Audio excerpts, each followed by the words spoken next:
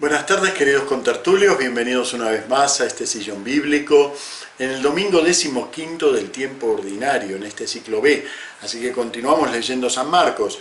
Y hoy, ya sé, me he puesto muy difícil con este título que le puse a la charla. Uno de mis alumnos y querido amigo Guillermo, que está en Canadá y hace mis cursos por internet, dice que, bueno, que lo bueno de los cursos es que son 2 por 1, porque aprenden Biblia y aprenden también griego. Bueno, algo de eso hay. Es muy difícil pensar realmente no solo qué temas habla la Biblia, sino pensar de manera bíblica sin hacerlo un poquito en los idiomas originales de la Biblia, el hebreo y el griego. ¿Qué es esto de anakefalaiosis? Es la palabra central de este himno de carta a los Efesios que nos regala la liturgia de hoy, porque este es uno de los textos más bellos del Nuevo Testamento, el himno de carta a los Efesios. Bendito sea Dios, Padre de nuestro Señor Jesucristo, que nos ha bendecido en la persona de Cristo. Y es una andanada de agradecimiento por las 1000 irisaciones, 1000 matices con los que la persona de Cristo se nos va metiendo y rodeándonos y llenándonos de gracia. Y ahí viene una frase que se repite 3 veces a lo largo del himno, ¿no? Para alabanza de su gloria. Y se repite como una especie de estribillo, ¿no? Es un himno realmente precioso. Carta a los Efesios es un texto sobre el que se discute todavía mucho, y no hay un consenso exegético al 100% sobre la autoría de esta carta. Por supuesto pertenece al corpus paulino, pero eso no quiere decir que la haya escrito el propio San Pablo. ¿Por qué? Porque como no sabemos cuándo murió San Pablo, es muy difícil saber hasta cuál de las cartas escribió él de puño y letra y cuáles son, como se suelen decir, deuteropaulinas, es decir, pertenecientes a la segunda oleada de escritos que ya van con el nombre de Pablo, porque en la antigüedad la noción de autoría era distinta que para nosotros. Para nosotros el autor es el que lo hizo, pero para la antigüedad la autoría era aquel que le daba autoridad a un texto, entonces no necesariamente lo escribió San Pablo, pero está bajo la autoridad del apóstol de los gentiles, ¿no?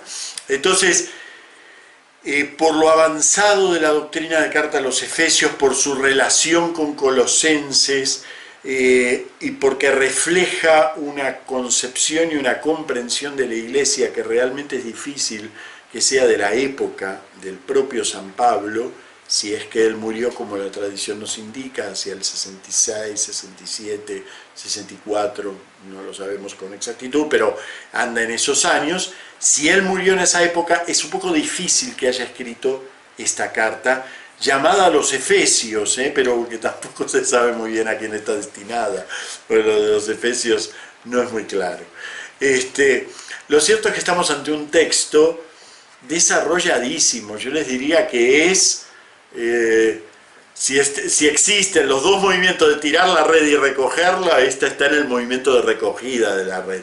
Ya viene con una experiencia de iglesia tan grande que es capaz de decir que la iglesia es el propio cuerpo de Cristo. Y en ese cuerpo le da gracias a Dios. Este es el inicio de la carta, prácticamente, hay 2 versículos antes de esto. Saluda a la comunidad que está y ahí no queda claro si hay que poner Éfeso o alguna otra comunidad, y ya comienza este himno de alabanza. Y en el medio del himno aparece el motivo profundo que hasta ahora ningún escrito del Nuevo Testamento había ahondado en este punto, el motivo profundo por el cual Dios decidió hacerse hombre en Cristo. Y ese motivo profundo lo llama anakefalaiosis, para recapitular, para la recapitulación de todas las cosas en Cristo. ¿Por qué no lo traduzco? Porque la palabra recapitulación en español no es tan fuerte como anakefalaiosis en griego. Y porque además así nos obligamos a pensar un poco. ¿Qué quiere decir esto? Claro, si yo digo, bueno, a ver, llevo 15 minutos de charla, vamos a recapitular.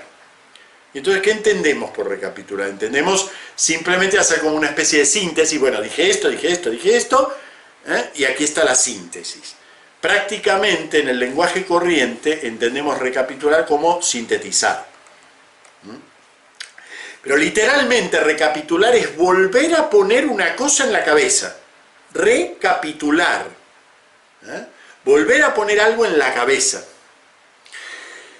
¿Qué está diciendo aquí el hipnoda? Está diciendo que toda la voluntad de Dios era no solo crear al hombre, sino que una vez creado, volver a recrear su cabeza.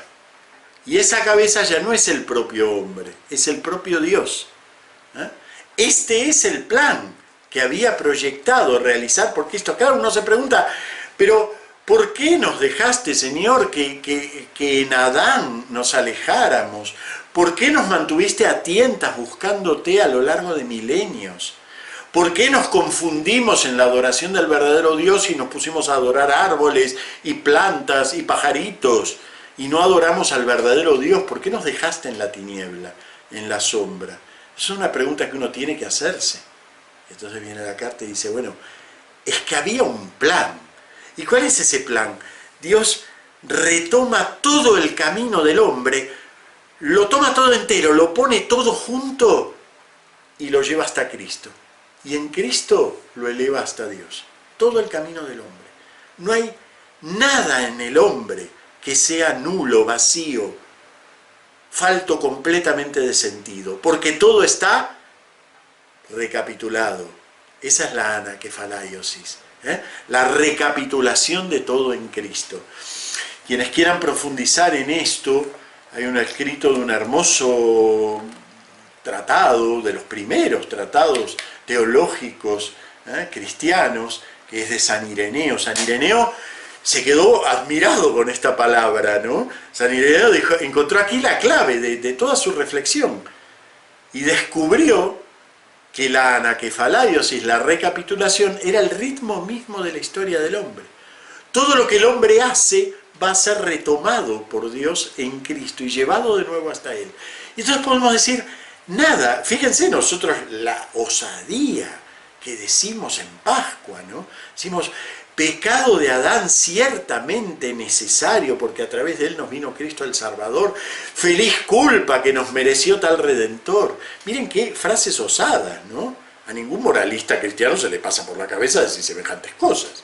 Bueno, pues la liturgia, instruida por esta mentalidad, por esta comprensión que va mucho más allá de la división de cositas buenas, cositas malas, cositas que me alejan de Dios, cositas que me acercan, dice, todos los caminos del hombre han sido retomados, recapitular en ese sentido de retomar, y han sido puestos en la cabeza que es Cristo. Recapitular en el sentido de volver a fundamentar su cabeza, la cabeza en su sitio.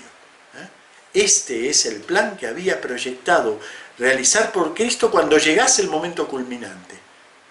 Recapitular en Cristo todas las cosas, las del cielo y las de la tierra.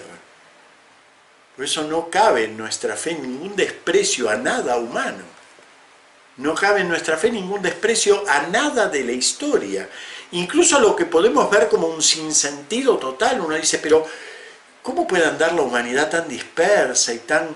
¿Cómo puede olvidarse de Dios? Bueno, hasta ese olvido de Dios forma parte de la anaquefalaiosis de Jesús.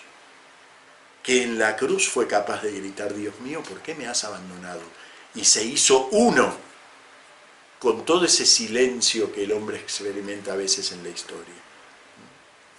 Todo ha sido recapitulado en Cristo. Y ese es el plan.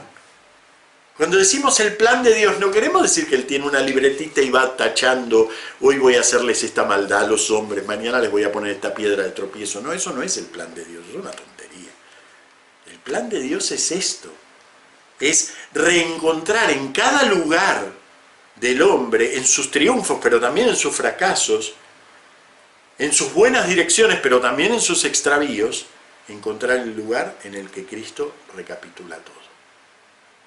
Muy bien, nos vemos la semana que viene. Muchas gracias.